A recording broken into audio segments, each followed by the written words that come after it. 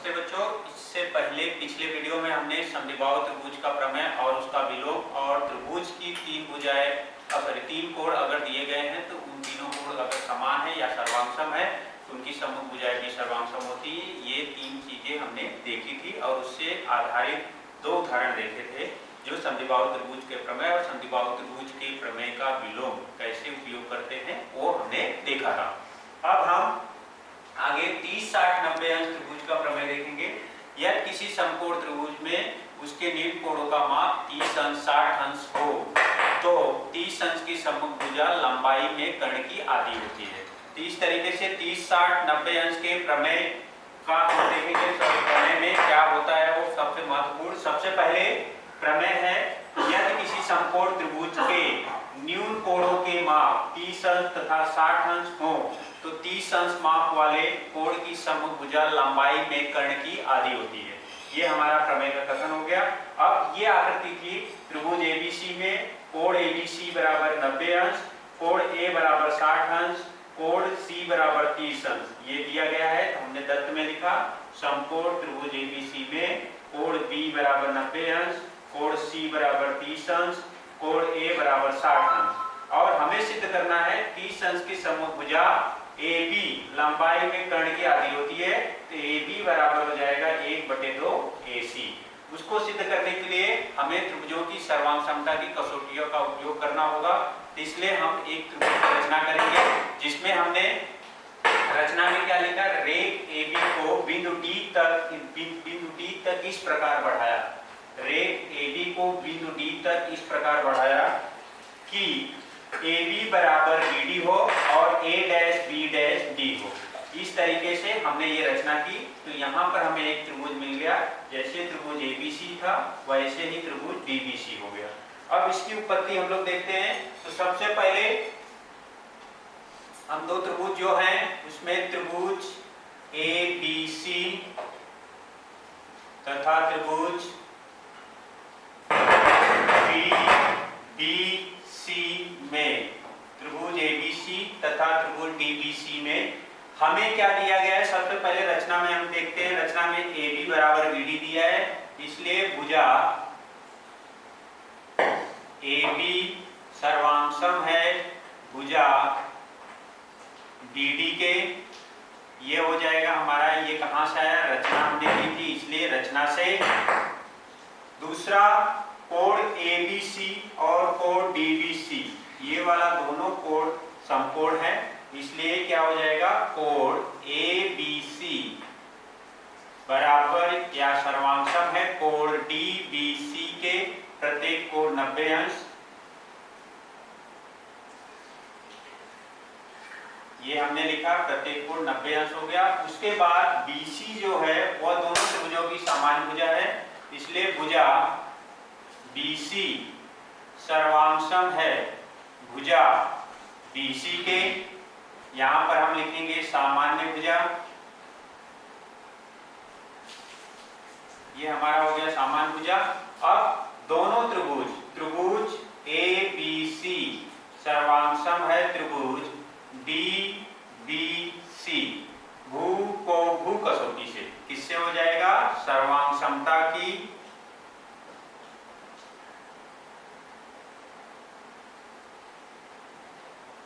भू को भू कसौटी से।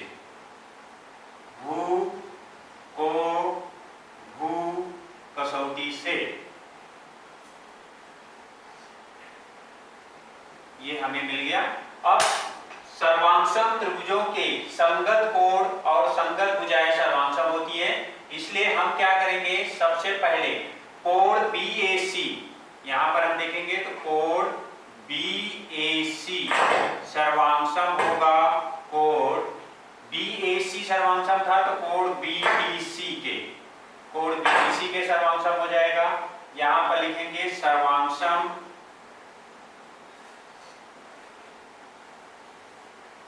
त्रिभुजों के संगत कोण, सर्वांगसम त्रिभुजों के संगत कोण। इस तरीके से कारण दे सकते हैं। उसी आधार पर कोण ACB ये भी उसी में आ जाएगा। कोण ACB सर्वांगसम होगा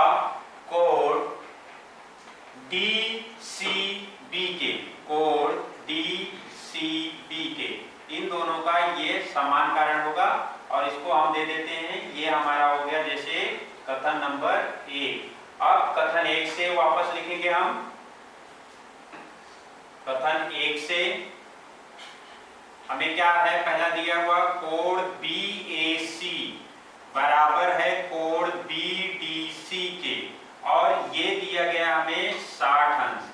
क्यों दिया है? क्योंकि ये हमें दत्त में कोण ABC का मान, कोण BAC का मान, कोण BAC का ये जो कोण BAC है इसका मान हमें दिया गया है 60 अंश। BAC यहाँ पर B 90 अंश है, C 30 अंश है, A 60 अंश है, इसलिए BAC बराबर 60 अंश। तो यहाँ पर ये हमें दिया गया था, इसीलिए BDC भी कितना हो जाएगा 60 अंश, क्योंकि इधर पे कथन 1 में दोनों कोण बराबर है। ये हो जाएगा दत्त से, ये दत्त से हो गया, यहाँ पर हो जाएगा कथन नंबर 2। उसी प्रकार कथन 1 से कैसे बताऊं? उसी प्रकार उसमें नीचे नंबर पे दूसरे बात है ना। उसी प्रकार कथन 1 से, कथन 1 से हमें क्या मिलेगा, कोण ACB बराबर है कोण DCB के, और ये माप आ जाएगा 30 अंश, ये भी होगा दत्त से। ये हो जाएगा कथन 3। क्यों हो जाएगा? क्योंकि ACB, C 30 अंश है, ACB यहाँ पर ACB 30 अंश है, इसलिए हमारा DCB भी कितना हो जाएगा 30 अंश, क्योंकि इस कोण का माप हमें दत्त में 30 अंश दिया है। इस तरीके से हमें यहाँ पर कोण BAC बराबर कोण BDC बराबर 60 अंश, उसी प्रकार कथन 1 से कोण ACB बराबर कोण DCB 30 अंश है। अब ये जो आया है तीसरे कथन में, अगर हम देखते हैं कि ये वाला कोण जो है, ये दोनों त्रिभुजों में अगर ये दोनों जोड़ते हैं तो कोणों के योग से तो हमें कितना मिलता है वो हम देखते हैं। यहां पर आ जाएगा कोण ACB, कोण ACB बराबर हो जाएगा कोण ACB प्लस कोण DCB, यहां पर हो जाएगा कोणों के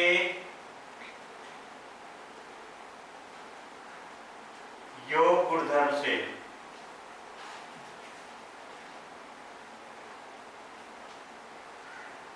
कोणों के योग गुणधर्म से हमें ये मिल गया। अब कथन 3 से अगर हम देखते हैं तो हमें क्या मिलेगा, कथन 3 से, कथन 3 से हमें क्या मिलेगा, कोण ACB का मान आ जाएगा, ACB 30 अंश है और DCB हमारा कितना है 30 अंश है। यहाँ पर हो जाएगा ये 30 अंश धन 30 अंश, इसलिए कोण ACB बराबर हो जाएगा 60 अंश। यहाँ पर ये कितना आ जाएगा 60 अंश हो जाएगा, और इस तरीके से हमें ACB का मान 60 अंश मिला, और ये हो गया हमारा कथन नंबर 4। अब कथन 2, 3, 4 से, कथन 2, 3, 4 से अगर ध्यान से देखते हैं तो जैसे ACB हमें मिल गया, ACD, यहां पर ACD होगा, ACD, ये ACD, कोण ACD इस तरह से, जैसे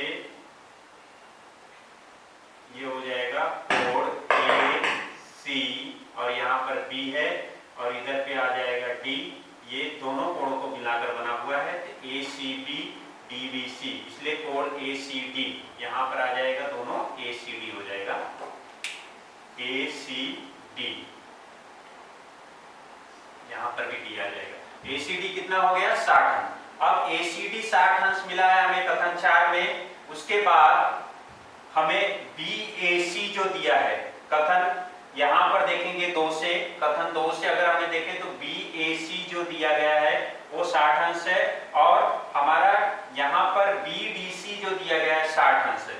तो BAC यहाँ पर लिखेंगे जैसे कथन 2 से, कथन 2 से हमें क्या मिला है, कोण BAC बराबर है कोण BDC बराबर कितना है 60 अंश। ये दो में मिला है। लेकिन BAC को हम लिख सकते हैं DAC, इसलिए यहां पर आ जाएगा DAC, एक रेखी है A dash B dash D। BDC को हम लिख सकते हैं ADC, इसलिए यहां पर आ जाएगा ADC बराबर हो जाएगा 60 अंश। इसका कारण यहाँ पर कथन नंबर 5 कारण है D dash D dash C, एक रेखी होने के कारण ये हमें मिल गया।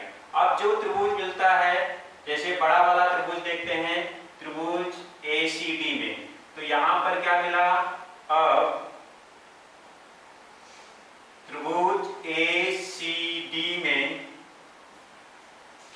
क्या हो जाएगा, ACD में हमें क्या मिलेगा, कोण ACD 4 और 5 से कोण ACD बराबर कोण DAC बराबर कोण ADC, ये कितना आ गया 60 अंश। यहाँ कहाँ से आया ये, कथन 4 और 5 से, यहाँ पर कथन 4 और 5 से ये हमें मिल गया। अब इस आधार पर देखा जाए तो त्रिभुज ACD के प्रत्येक कोण का माप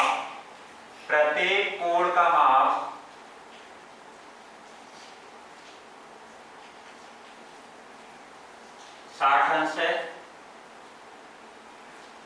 इसलिए त्रिभुज ACD एक समबाहु त्रिभुज है।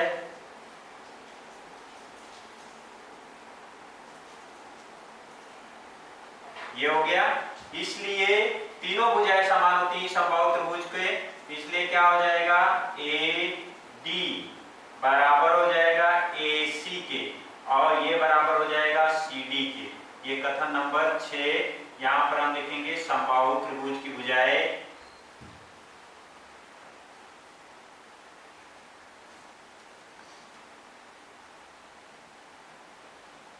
ये समबाहु त्रिभुज की भुजाएं होंगे।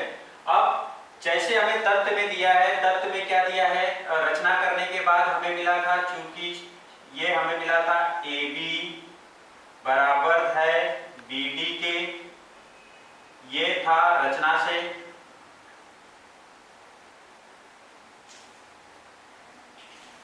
यहां पर हम लिखेंगे ये कहां से मिला था, हमें रचना से मिला था। इसलिए क्या हो जाएगा, AB जो है वह आधा है किसका, AD का, और ये कारण इसलिए क्योंकि A dash B dash D है, A dash B dash D है। अब यहाँ पर देखा जाए AB बराबर है 1/2 AD के, लेकिन कथन 6 से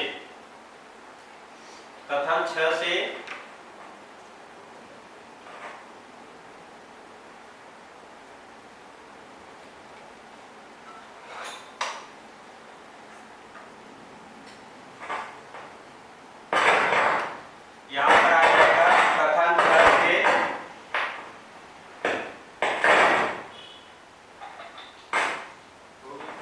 कथन 6 से क्या हो जाएगा, AB बराबर हो जाएगा 1/2 AC के, क्योंकि AB बराबर किसके है, AC के। इस प्रकार से यदि किसी समकोण त्रिभुज के न्यून कोणों का माप 30 अंश 60 अंश हो तो 30 अंश की सम्मुख भुजा उसकी लंबाई में कर्ण की आधी होती है। यहाँ पर हमने ये सिद्ध किया। सबसे पहले हमने दो त्रिभुजों की कसौटियों के आधार पर भू कसौटी इसका उपयोग किया और उसके बाद कोणों को सर्वांशम सिद्ध करके उसको समबाहु त्रिभुज बनाया। समबाहु त्रिभुज सिद्ध करने के बाद हमें तीनों भुजाएं हमने लिया। तीनों भुजाएं लेने के बाद हम आसानी से रचना में जैसे AB बराबर BD किए थे, AB बराबर BD, तो AB बराबर BD से इसका मतलब ये हो गया कि AB आधा है AD का, A dash B dash D, लेकिन AD कथन 6 में AC के बराबर है, इसलिए AB बराबर 1/2 AC। ये हमें सिद्ध करना था।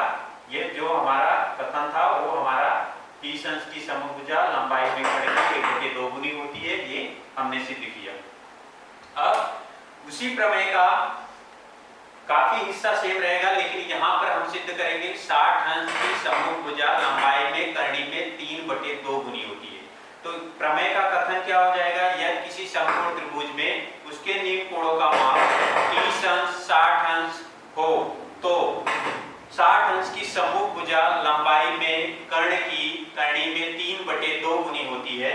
तो आकृति वही है जैसे यहाँ पर हमने देखा, यहाँ पर त्रिभुज ABC में कोण ABC बराबर 90 अंश, कोण A बराबर 60 अंश, कोण C बराबर 30 अंश दिया है।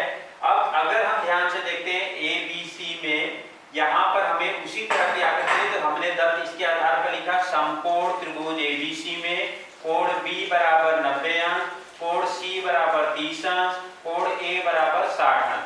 हमें सिद्ध करना है 60 अंश की सम्मुख भुजा मतलब BC लंबाई में कर्ण की करणी में 3/2 गुनी है।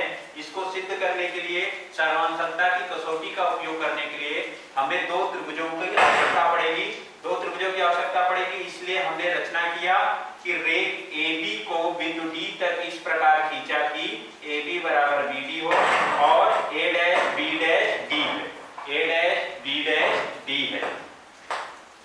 इसकी उत्पत्ति लिखते समय ध्यान से देखिए, काफी चीजें सेम है उसमें लगभग। यहाँ पर हम दो त्रिभुज ले लेते हैं, त्रिभुज ABC तथा त्रिभुज DBC में, त्रिभुज ABC और DBC में पहले रचना में जो दिया गया था वो लिखेंगे। क्या दिया है, भुजा AB बराबर किसके है, BD के। भुजा AB बराबर है भुजा या सर्वांशम है भुजा BD के। क्यों, क्योंकि ये रचना में हमने इस तरह से रचना की थी, इसलिए यहाँ पर हम लिखेंगे रचना से उस तरह से। कोण हमारा क्या हो जाएगा, कोण ABC ये 90 अंश है और DBC 90 अंश है, इसलिए कोण ABC बराबर कोण DBC। यहाँ पर हो जाएगा प्रत्येक कोण 90 अंश। प्रत्येक कोण का माप कितना है, 90 अंश। उसके बाद एक भुजा समान है भुजा BC, इसलिए यहाँ पर हम लिखेंगे भुजा BC सर्वांशम है भुजा BC के। ये हो जाएगा हमारा सामान्य भुजा, क्योंकि ये दोनों में है। यहाँ पे लिखेंगे सामान्य भुजा, सामान्य भुजा हो गई। अब दोनों त्रिभुज सर्वांशम हो गए। कौन कौन से, त्रिभुज ABC सर्वांशम हो जाएगा त्रिभुज DBC के। यहाँ पर क्यों सर्वांशम है, सर्वांशमता की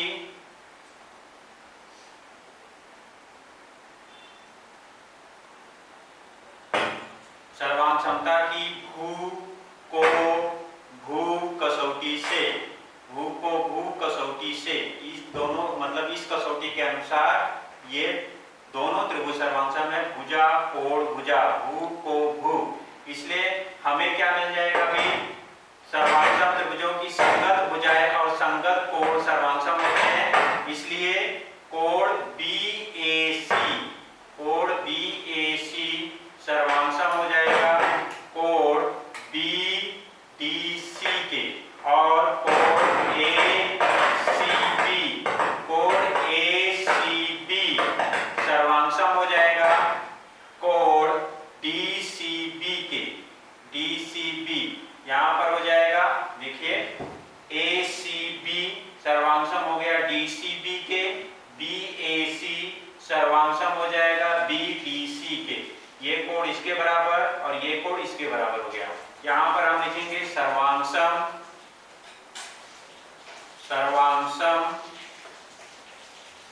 त्रिभुजों के संगत कोण, सर्वांशम त्रिभुजों के संगत कोण, ये हमने लिख दिया, ये हमें मिल गया सर्वांशम त्रिभुजों के संगत कोण। ये हो गया हमारा कथन नंबर 1।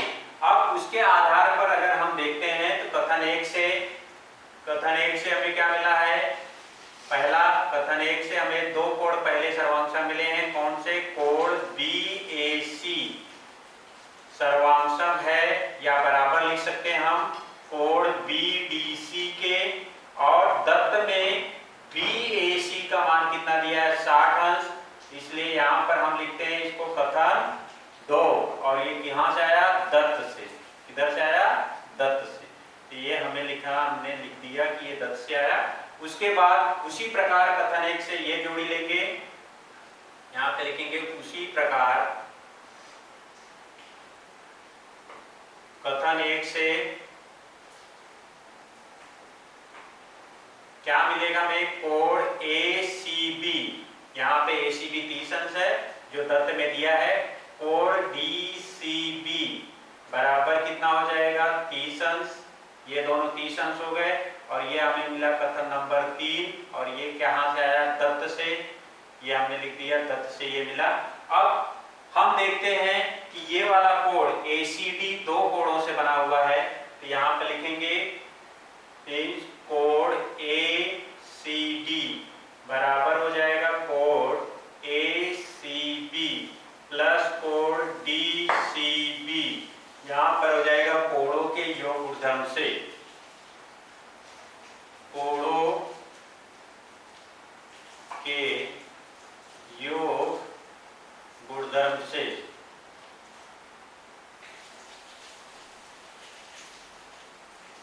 ये मिल गया हमें।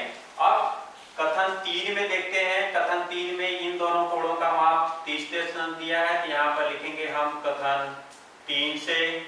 ये कथन 3 से हमने लिखा और ये आ जाएगा, इसलिए कोड ACD बराबर हो जाएगा 30 अंश धन 30 अंश। और ये मिल जाएगा कोड ACD बराबर हो जाएगा 60 अंश के। किसके बराबर हो जाएगा? 60 अंश। ये हो जाएगा हमारा कथन नंबर 4। ये कथन 4 हो गया। अब कथन 2 से देखते हैं। कथन 2 में हमें क्या दिया है? कथन 2 में दिया है BAC दिया है। यहां पर हम लिखेंगे कथन 2 से। कथन 2 से हमें क्या दिया है? कोड BAC बराबर है कोड BDC। ये कितना अंश है? 60 अंश। लेकिन BAC को हम लिख सकते हैं DAC, इसलिए यहां पर आ जाएगा कोड DAC। और BDC को लिख सकते हैं हम ADC। और ये हो जाएगा 60 अंश। और ये हमारा हो जाएगा कथन नंबर 5। क्यों आया? क्योंकि एक रेखी होने के कारण B', ये हमें मिल गया। अब ये 5वां मिला है। उसी तरीके से बड़ा त्रिभुज देखते हैं ACD में। अब त्रिभुज ACD में हमें क्या मिल जाएगा? कोड ACD कितना है? कोड ACD बराबर कोड DAC। ये DAC और कोड ADC। यहाँ पर आ जाएगा कोड ADC। ये कितना हो गया? 60 अंश। ACD हमें यहाँ से मिला और ACD यहाँ से मिला। और कथन नंबर 2 में देखेंगे तो कथन 2 में हमें जो 60 दिया था हमने इसका उपयोग किया। कथन 5 में यहाँ पर DAC ADC बराबर कितना हो गया? 5। तो यहाँ पर हम लिख देंगे कथन 60 अंश आ गया दोनों, इसलिए कथन 4 तथा मतलब ये 4 और 5 से, कथन 5 से हमें ये 60 अंश मिल गया। अब त्रिभुज, इसलिए यहां पर लिखेंगे त्रिभुज ACD एक समबाहु त्रिभुज है। ये समबाहु त्रिभुज है। अगर ये समबाहु त्रिभुज है तो उसकी तीनों भुजाएं समान होंगी, इसलिए AD बराबर हो जाएगा AC के और AD बराबर हो गया AC के और AC बराबर हो जाएगा CD के। यहाँ पर हो जाएगा ये कथन नंबर 6 और ये हो जाएगा समबाहु त्रिभुज की भुजाएं। समबाहु त्रिभुज की भुजाएं, ये हमें मिल गया समबाहु त्रिभुज की भुजाएं। ये कारण था, हमने लिख दिया। अब रचना में हमें दिया गया है, क्योंकि रचना में दिया है AB बराबर किसके है? BD के। ये रचना में दिया है, हमने रचना की थी कि AB बराबर किसके है? BD के। यहाँ पर हम लिखेंगे रचना से लिखा। अब अगर AB बराबर है BD के तो इस इसलिए AB आधा किसका है, AD का। AB आधा किसका है, AD का।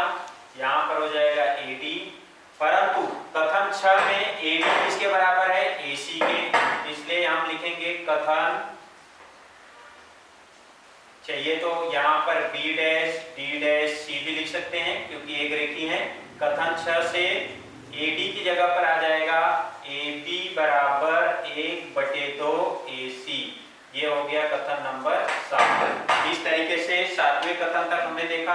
अब हमें 60 अंश की जो समभुजा है उसके बारे में देखना है, इसलिए हम जो पहला छोटा वाला त्रिभुज है, त्रिभुज ABC, उसमें जो रचना के पहले था मूल त्रिभुज हमारा, तो यहाँ पर लिखेंगे अब त्रिभुज ABC में, त्रिभुज ABC में कोण ABC बराबर 90 अंश।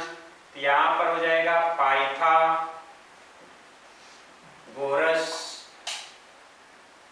के प्रमेय से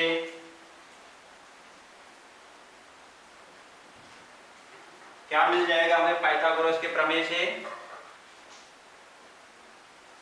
कर्ण AC है, AB का वर्ग प्लस BC का वर्ग। तो यहाँ पर हम लिखेंगे AC का वर्ग बराबर AB का वर्ग प्लस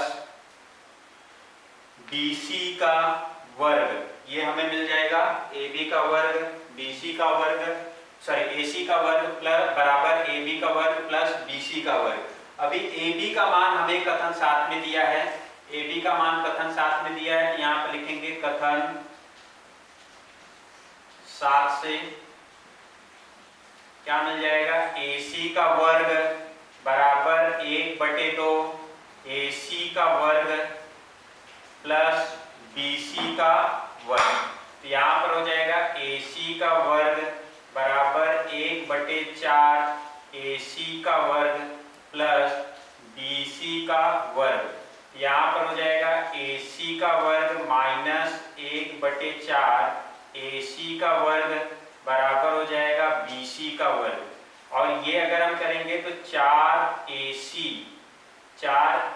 का वर्ग माइनस AC का वर्ग बटे 4 बराबर हो जाएगा BC का वर्ग।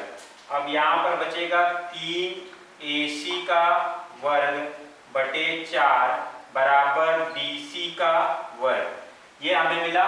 अब अगर चाहे यहाँ पर इसको हम क्या कर सकते हैं, जैसे बराबर 3AC का वर्ग, ये मैं पार्ट यहाँ पे कर देता हूँ। यहाँ पर हो जाएगा दोनों पक्षों का वर्गमूल लेने पर, दोनों पक्षों का वर्गमूल लेने पर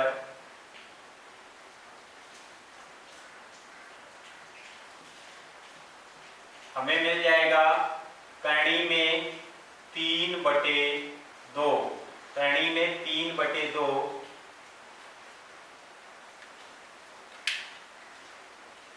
कर्ण में 3/2 AC बराबर हो जाएगा BC का, बराबर हो जाएगा BC के। तो अभी जिससे पहले जो हमने देखा 30 अंश के लिए लगभग यहाँ तक वो समान था, AB बराबर 1/2 AC। इसमें सिर्फ ये चीज ऐड हो गई कि त्रिभुज ABC में, जो ऊपर वाला त्रिभुज था ABC में, कोण ABC बराबर 90 अंश। पाइथागोरस के प्रमेय से AC का वर्ग बराबर AB का वर्ग प्लस BC का वर्ग। कथन 7 से AB 1/2 AC है, इसलिए AB की जगह पर 1/2 AC का वर्ग प्लस BC का वर्ग 1/2 का, और AC का वर्ग हो जाएगा 1/4 AC का वर्ग प्लस BC का वर्ग। इसको उस तरफ ले जाएंगे, AC स्क्वायर में से 1/4 AC स्क्वायर घटाया, तो घटाने के बाद हमें क्या मिल गया, जैसे 4AC का वर्ग माइनस AC का वर्ग बटे 4, 4AC में से 1 AC घटाया तो 3AC का वर्ग बटे 4 बराबर BC का वर्ग। या और ये आगे चलकर यहाँ पर हमने लिखा कि दोनों पक्षों का वर्गमूल लेने पर कर्णी में 3/2 बराबर AC बराबर किसके है, BC के। तो 60 अंश की समभुजा BC कर्ण की कर्णी में 3/2 गुनी है। यहाँ पर अब आप देखते हैं 45, 45, 90 अंश त्रिभुज के संबंधित प्रमेय। 45 45 90 अंश त्रिभुज के संबंधी प्रमेय में यदि समकोण त्रिभुज के कोणों के माप 45 45 90 अंश हो तो समकोण बनाने वाली प्रत्येक भुजा की लंबाई AB और BC प्रत्येक भुजा की लंबाई कर्ण 1 करणी में 2 गुनी होती है। तो यहाँ पर उत्पत्ति लिखते समय सबसे पहले हम क्या करते हैं, कोण देखते हैं जो तत्व में दिया है। तो यहाँ पर लिखेंगे त्रिभुज ABC में कोण BAC बराबर है कोण ACB के। कोण ACB ये कितना दिया है 45 अंश और ये हो गया दत्त। ये दत्त से प्रश्न में ही दिया है इसलिए दत्त हो गया। अब समद्विबाहु त्रिभुज के प्रमेय से क्या मिल जाएगा हमें, AB बराबर क्या मिला BC। AB बराबर मिला BC, ये कथन नंबर 1 और ये हो जाएगा समद्विबाहु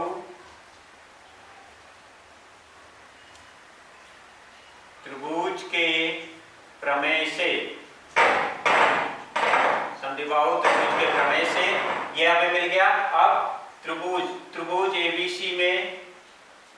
ABC में क्या दिया है, कोण ABC बराबर दिया है 90 अंश, इसलिए पाइथागोरस के प्रमेय से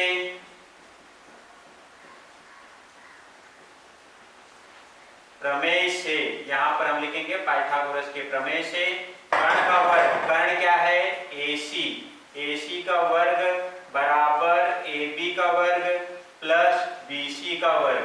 अब हमें पता है कि AB किसके बराबर है, BC के, इसलिए हम लिख सकते हैं यहाँ पर AC स्क्वायर बराबर AB स्क्वायर मतलब AB का वर्ग। BC की जगह पर हम लिख सकते हैं AB। यहाँ पर हमने कहाँ से लिखा, ये कथन 1 से लिखा, ये कथन 1 से आ गया क्योंकि यहाँ पर कथन 1 में AB किसके बराबर था, BC के, तो हमने BC को चेंज करके उसकी जगह पर AB लिखा। अब ये हो जाएगा AC का वर्ग बराबर 2AB का वर्ग, AB का वर्ग हो गया। दोनों पक्षों का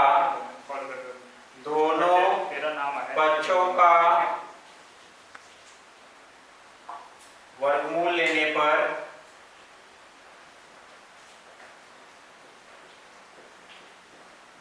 क्या मिल जाएगा हमें, AC करणी में 2 बराबर होगा AB के, इसलिए हम लिख देंगे ये इस तरफ आ जाएगा करणी में 2, तो इस तरफ आने के बाद ये क्या हो जाएगा 1 करणी में 2 हो जाएगा।